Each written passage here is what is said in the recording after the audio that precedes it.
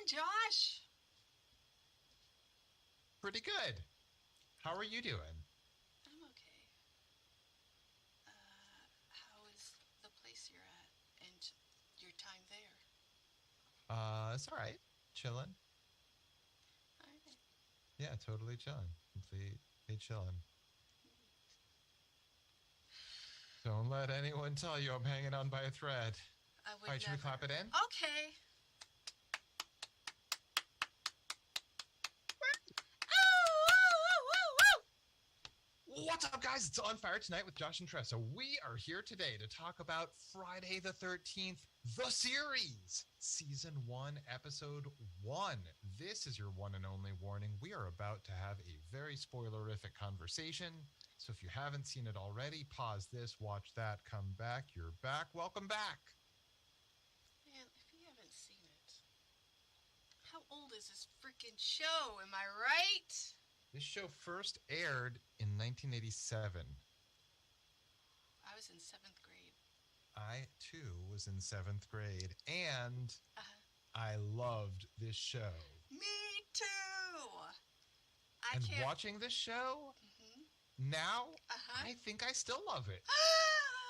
That's exciting. I can't wait to keep watching it then. Did you love it back then? Do you Oh love my it now? God. What do you think? I haven't seen it since I was a kid. Yeah, same. I loved it so much. It was so my fucking jam, exactly what I wanted at that time. Mm-hmm. And now it's like, yeah, I'm there. I'm here for it. Absolutely 100%.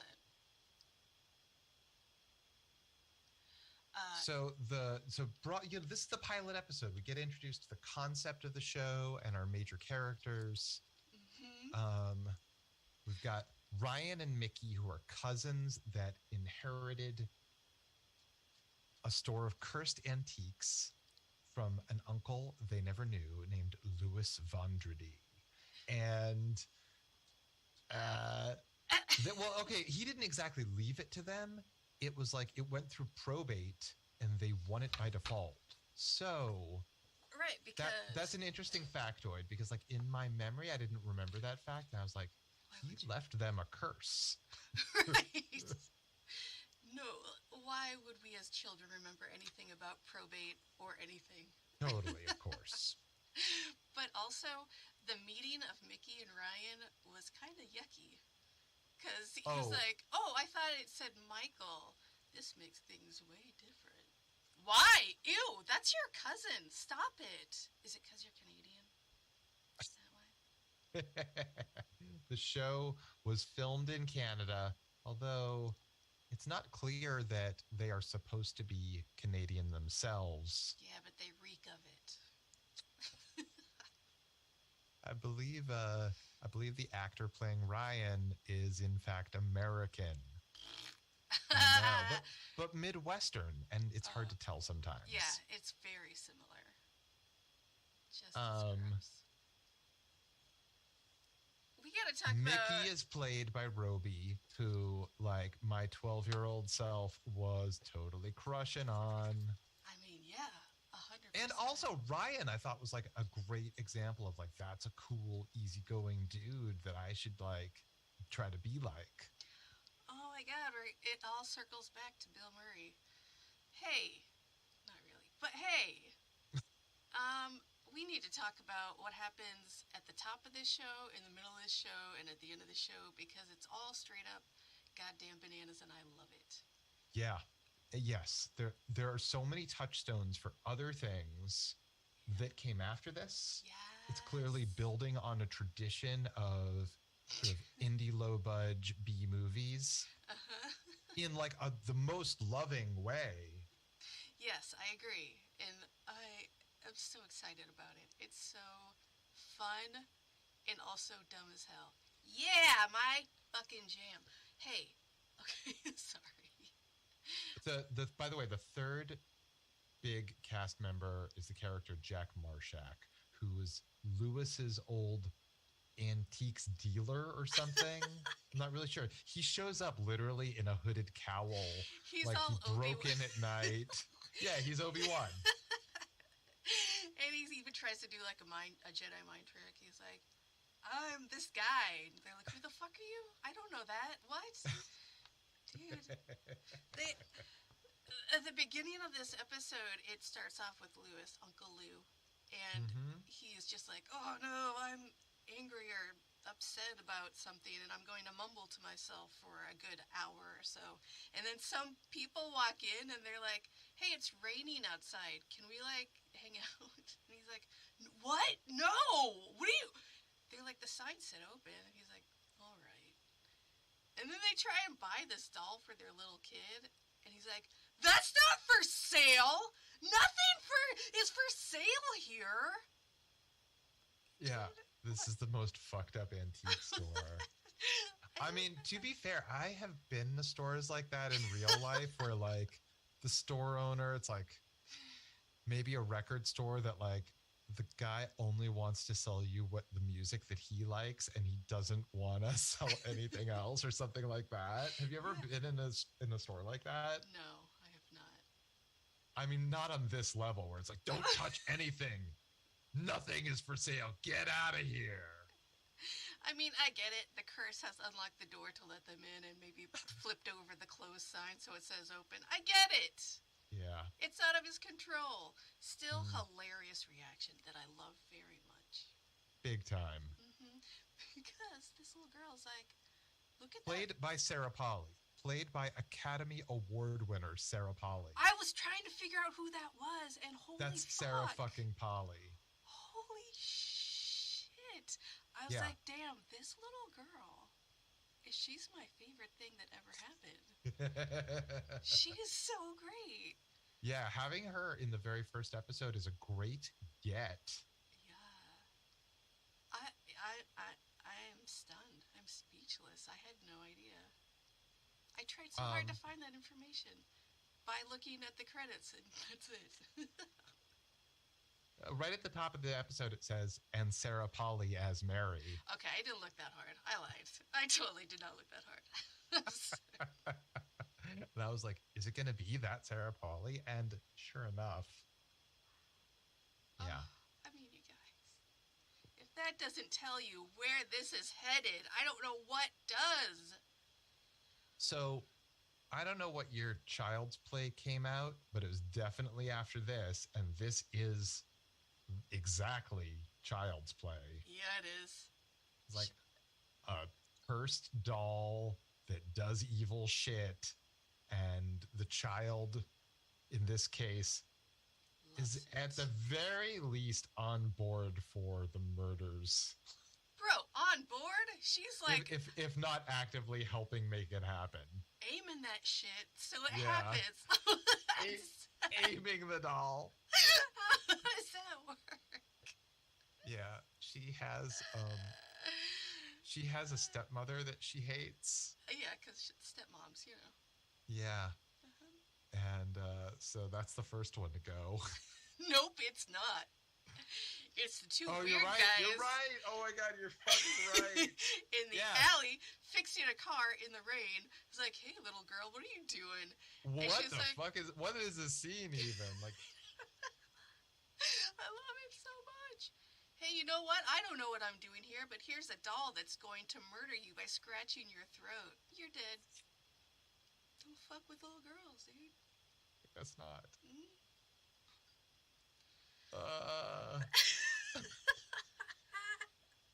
We're gonna be the best of friends, the doll tells her. Yes, even if I don't agree, absolutely. So we gotta talk about Lewis's death, too. So she runs back into the store with the doll. There's a very sort of like stilted scene with her dad and the stepmother and Lewis, and they take back the doll. Like, he takes back the doll from because her. It's not for sale. Nothing in the shop is for sale. Precisely, and runs them off. And she's like, oh, I've never been so insulted in all my life. Stepmoms, am I right? I guess. Haughty. Haughty. That's the dictionary definition. Okay. Yeah, this show features Roby, who is a hottie. Yeah. And this character who is haughty. That's correct. Yeah, so they leave with nothing. And then Lewis is like muttering to himself. He's looking in what we will later learn is the manifest, which is the ledger of all cursed antiques. He's like, oh, I gotta get this cursed doll to my secret hiding vault that's behind a demolished wall that no one will ever find except there's a big hole in the wall. Except it's clearly visible. Yeah. It has, like, there are Hebrew letters on the door of the vault. I guess that's a curse to keep the bad guys in. Your guess is as good as mine. But that's how the vault works. The vault is the only safe place in this whole world. You don't want to go cursed antiques. You don't want to go in that vault, you dumb dummies. He has a great line where he's putting the doll away, he's yelling at his antiques, and he's like, I'll not do your bidding no more. Poetry. I love it. Satan comes to visit. I guess it's Satan. I don't know. There were flaming hoof marks on the wooden stairs. Right? Dramatic entrance. So much so. We should talk for a second about the cinematography in this show. Okay. Because it is kind of standout. Like, there's a real feeling to it. It's shot single cam. This is like not the cheap way to make a TV show. And it feels fucking good. You know what I mean? Like, it looks good. It feels good. And beyond that, there's also like cool effects, like cool practical effects and cool early visual, like there's like Ghostbusters style ghosts. Yes, that's exactly what it is, Ghostbuster style, where it's like, I don't know how they did that shit, painted on film. I don't know, but it's gorgeous, and I love it. Yeah, he gets. Yeah, I think it might be like a matte effect. Yeah, yes, because we see him getting tortured by the ghosts of antiques. Right. There's like a bunch of like ghostly antiques float by him, and one of them stops in front of him, and it's a crucifix, and he's like, "Oh, thank God!" And he grabs it, but the crucifix was a fake out. It turns bright, fiery red and burns his hand. My favorite of the ghosts of antiques was the clock that just like flew by. It's like a little tabletop clock. That just means time's up for you, dude. Oh, yeah. So good. That's like a little Flavor Flav. Time's up. Nice. So then of course, he escapes to the elevator and.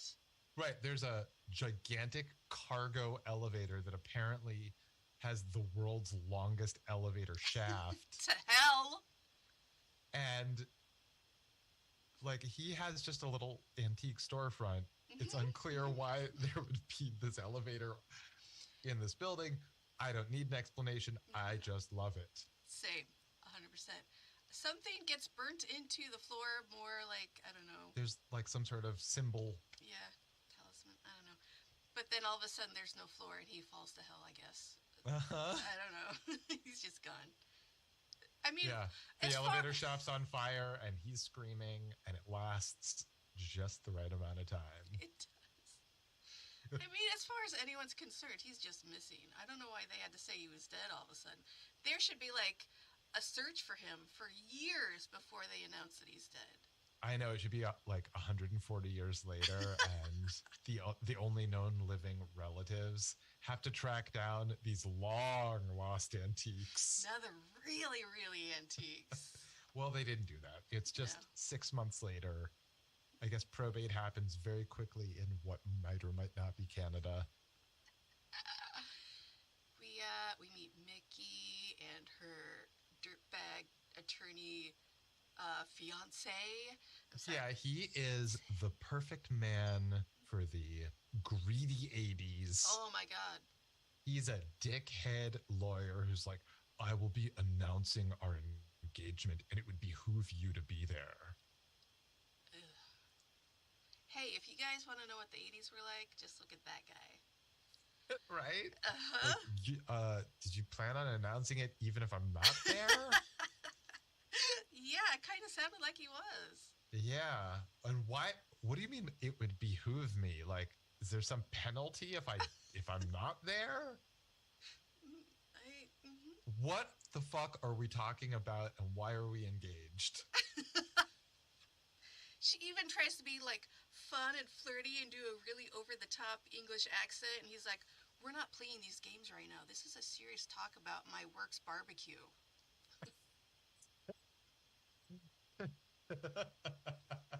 Right. So we get a little bit of exposition. She and her cousin that she doesn't know have jointly inherited the antique store from the uncle that neither of them knew. And so she has to go off to that place, meet the cousin, and settle all that shit. And that's they're good. They give us the necessary information. They do. And I don't feel like, oh, this is really dragging me. Mm-mm. Like, okay, we shout out to producer and writer Frank Mancuso Jr., who did this show, a ton of movies and TV shows. Like he also like produced almost all of the Friday the 13th movies Oh. that have no connection to this Nope. other than the same title. Yeah. I think there are some cast members. Like I think Oh, really? I think so. I think the guy who played Ryan is in one of the movies As an extra? as a totally different character. I know, or at least I was under the assumption that they used the same name just because it was the same studio, and they're like, we'll make some money off this some more, a different way. I don't know. It's I fine. mean, I think that's probably a very reasonable explanation. Thank Like, you. why not? You know, you've got. It's not like Friday the 13th belongs, like, as a concept, belongs to the film series. The correct. Good point. And, you know, as a day of horrible luck, Oh! it And can be cursed extended for antiques. other reasons. And cursed antiques.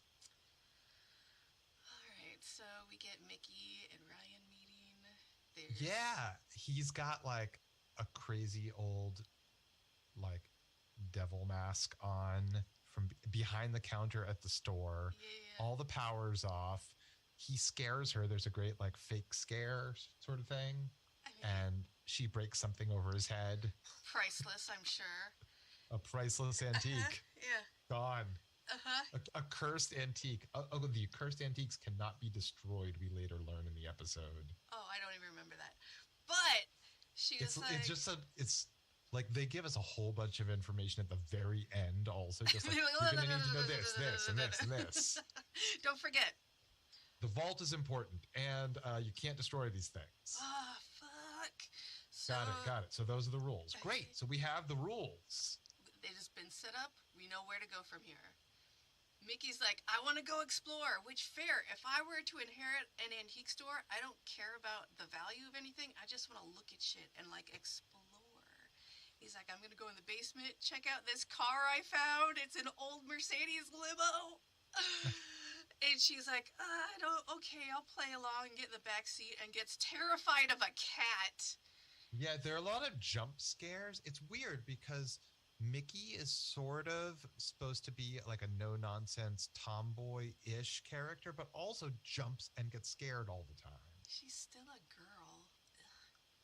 Well, I mean, he's the easygoing one, and she's tightly wound, so I guess, Yeah, whatever. you gotta have balance. Okay, so as a show that's like a pre-X-Files show, there's like a lot of pre-X-Files isms. Oh, for like, sure. I was thinking that as well. These two plus Jack are like a great team. They got to track down this mysterious bullshit. And also just like there's certain things that they do in this show that like they later do in X-Files all the fucking time. These dark shots with flashlights where like the flashlight beams are like the action on screen. Yeah. I mean, that's like, the you think of credit that as a sequence. signature for the X-Files, but like these guys are doing it already. I mean, they did it all first. If you guys like I mean, I'm sure they didn't do it first, but no, like this was the but only they do show it to well. ever. This was They the do it only well. show ever did it before. Also, there's just like candles lit everywhere in this fucking store. Like this, first of all, The store is a huge fucking mess, and it looks like a fire hazard with 0 candles. Add to that literally 2,000 candles. Yeah, it's gonna go your up. Candle budget is out of fucking control. I mean, to be fair, like the fact that it didn't burn down before they could have a going out of business sale really says something for them. They were on top of it. Right. By the way, they're very divided on what to do with this inheritance. She's like, we have to liquidate everything and I'm going to get back to my life. And he's like, no, we've been given this wonderful opportunity and I want to rebuild it. She's like, we have to sell. And he's like, over my dead body. Slam cut to giant, big, going out of business, big, huge for sale signs. Classic cut. And we see Ryan wearing what I, as a 12-year-old, decided was my style for the rest of my life, which is a jacket and tie and shorts and sneakers. That's adorable. When I first saw it, I was like, oh, he's wearing a schoolboy's uniform. Oh, no. It's just shorts with a suit jacket. Yeah, it's like cut-off army pants by the looks of it. Yeah. Hey, Dick Dad is back and he wants that fucking doll. Is he a dick? No, he's just dumb. He's like a milquetoast. Yeah. Like, it's not clear to me that he's a good or bad father or a husband or person, but he wants to give his daughter a doll that his new wife doesn't want for him to give her. And it's clear that she bullies him around. But at the same time, she didn't give a fuck at the time. It was just like, oh, don't tell your mom I got this because she's a bitch, basically. Like, she was fine before.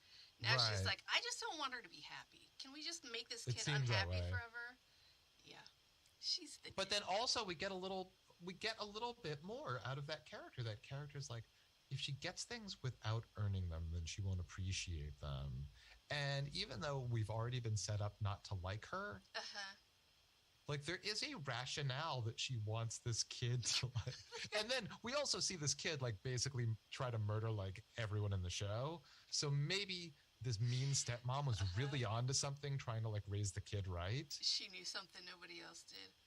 I mean, yes. I'm legit saying that now. Like, I didn't see that when I was 12. Kind of an asshole the whole time, even without the rationale. She's like, don't you fucking say a thing. Don't you fucking touch anything in this fucking shop. Shut the fuck up, you little bitch. And then she goes and shops with her new husband. She's like, oh, I love this thing and this. No, she was a bitch before. Don't try and make her out to be the good guy. She had no previous knowledge. She's just a dick. It's possible that two things are true. That's also true. that is true. So dad comes back and wants to buy the doll. And yeah, there's a going out of business sale, and just luckily he happens to be in town. Yeah, and Mickey's like, yeah, cool, whatever. Or no, Ryan is, and Mickey's like, Ryan is. He comes in, asks Ryan, I was here 6 months ago, and there's a doll. The mouth moves like a marionette. He's like, oh yeah, I've got it right over here. And Mickey's like, no, don't sell it. I saw it move. Don't ever. And she folds like a bedsheet. She's like, okay, whatever. Yeah, have it. Like, Ryan's like, you said we had to sell everything. This is what it looks like when you sell everything. And she's like, we should so have the left doll it in gets that weird sold. vault. The dad brings it home to his stately manor home, presents it to his Victorian child. Right? Like, she seems supposed to be like kind of old worldy, and like, it's not just that she's a fucking monster actually, but also she's got something of an antiquated time. Right. She's always wearing big bows, and she has one of those giant lollipops and one of those sailor hats with the strings down the back and giant collar and singing about berries and cream. Anyway,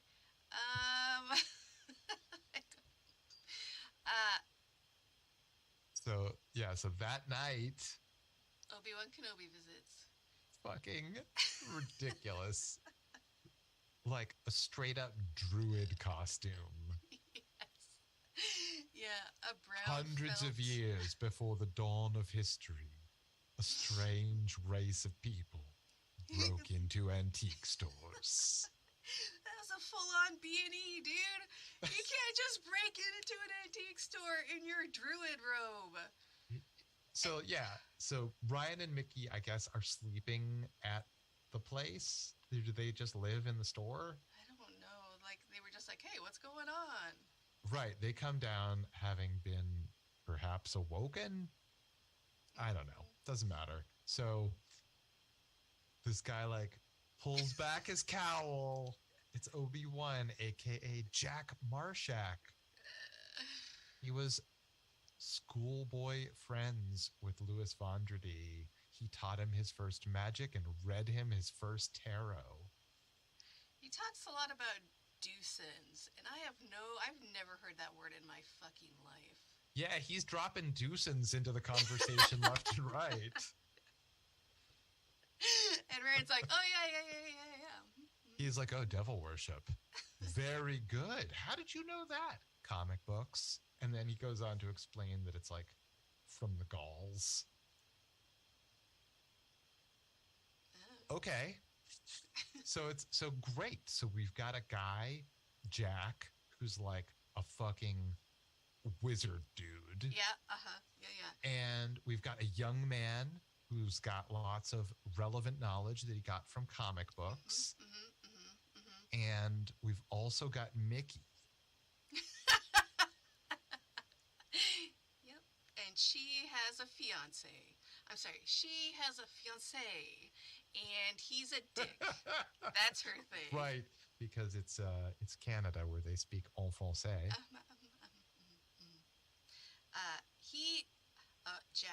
Jack, right? Jack, Obi-Wan is Jack, right? Jack is like, hey, here's the deal. Your uncle made a pact with the devil. Looks like he really went through with it, so we need to collect all these fucking antiques or it's gonna be bad. Yeah, it's like he didn't quite know all of the facts, but they sort of work it out together like, oh, he was obsessed with not getting old or dying and having immense wealth. Who isn't? Right. I mean, sounds like everyone. And he's like, oh, it looks like he finally followed through or whatever the fuck. And they're like, well, he's dead, so I don't know how true that is. Yeah, so if he's dead now and his deal with the devil like included immense wealth and immortality, I don't think that deal worked. This place is a fucking shithole and he's dead. So explain that, Jack. Right. So somehow we get to, I'm not really quite sure how we got to, I guess he like decided to try to back out, but then he got fucked because the antiques are cursed and he dies and I guess goes to hell. I mean, it seems like a lot of extra shit happened there that didn't have anything to do with that, but I'm fine with it. Let's go. Right. Let's do this. Then, yeah, Jack throws around a few more words, Demogorgon, etc., etc. Who we all know from Stranger Things now. Thank you. But guess who did it first? Friday the 13th series. Yeah, Stranger Things is great for giving shout outs to my favorite stuff from when I was a kid. Yeah. There's a literally half a second shot from Misfits of Science in season, whatever the last season was. It's like less than half a second of Courtney Cox, and I was like, I know that one. Oh, science, science, straight to my heart. Science is over. Class dismissed. So they get in their heads about like, okay, so the antiques are cursed. Some stuff got out. What happened? They're like, oh, check the manifest for like a metal weather vane. Was there one sold this year? And it's like, oh yeah, there is one right here. It was sold on this date, and then 2 days later, somebody got struck by lightning putting it up on their house. Oh, like, you know Jack's got like I guess the entire year's obituaries in And they are that one newspaper. very detailed obituaries, exactly what killed them and where they purchased that item. Thank goodness it went into such detail. Were there any records of a 17th century ball gown being sold? Oh, right here. Somebody wore it to their party and burned to death in it. Oh, I love it so much. I don't remember how they got to the doll, but Mickey's like, oh yeah, we sold that doll. We should go get it. Yeah. They're taking everybody's information down, like phone numbers and addresses every time. That's how the manifest works. Okay. Yeah. Yeah, that's how the manifest. You have to sign your real name, your real address, and all sorts of other bullshit. Yep. It's so. Meanwhile, at that house of a little girl with devil doll, her mom's being a dick or whatever. Her stepmother. Yep. And she's like, wicked stepmother. And the doll's like, let's kill that bitch. Fuck this. Right. So the stepmother confiscates the doll and then, like, whoops, she falls down the stairs. Because the little girl aimed the doll at her face and hissed at it. The doll hissed at the mom, and she's like, whoa, whoa, whoa, whoa, whoa. So she's in the hospital. But before Mickey and Ryan show up, there's an ambulance in the front yard, and they're wheeling the mom away. And they're like, it looks like we're too late. But it wasn't too late. The mom is alive and taken to the hospital. They are like, oh, hey, little girl, do you remember? No, wait. They weren't like, do you remember? They were like, hey, little girl, can we talk about that doll? And that doesn't work out. The doll once again hisses. The doll has two moves. Yeah. It hisses or it kills. Yep. It possesses other items in the room that it is pointed at. It makes swings go crazy. Jump ropes strangle the babysitter after. Yeah, the doll. Yeah. Wait. There's a babysitter, and the doll makes like 7 inches fly at her face, like over and over again. And then there's a jump rope that strangles her and a bookcase that like crashes down on her. But then like everything floats back into place. Oh my god, it's like magic. I mean, those are good effects. Like doing all that shit. Like this show's fucking great. I agree. And this is something that just like was made for syndication. Yeah.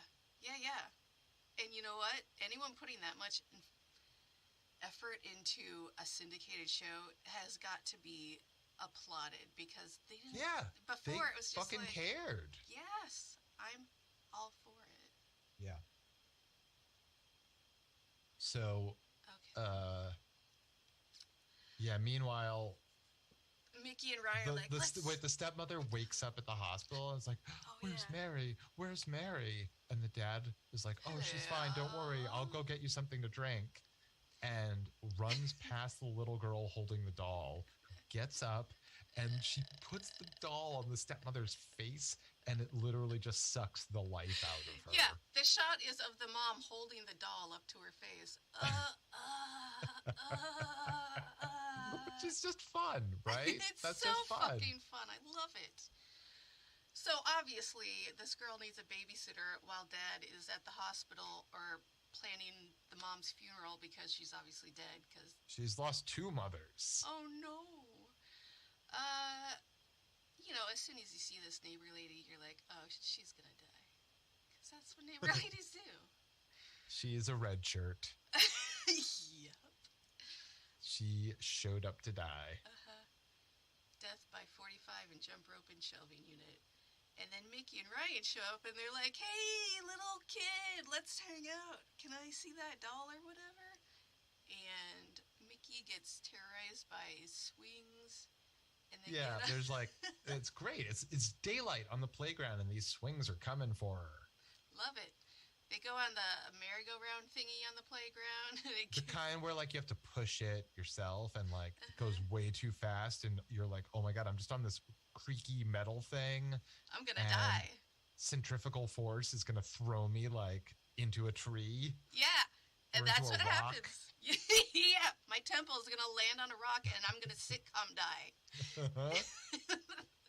And so obviously, Devil Doll does that with Mickey on there, and I don't know if I wasn't paying attention, but I like the little girl gets thrown because something Ryan does because he shows up. He like manages to get it out of her hand. Okay, and that little girl goes flying, and after that little girl goes flying, Mickey and Ryan are just like having this settle, like, so yeah, it's so weird. This doll is like so fucking haunted, right? Yeah, that's just the end of that. They've now got the doll and they're back at the shop. No.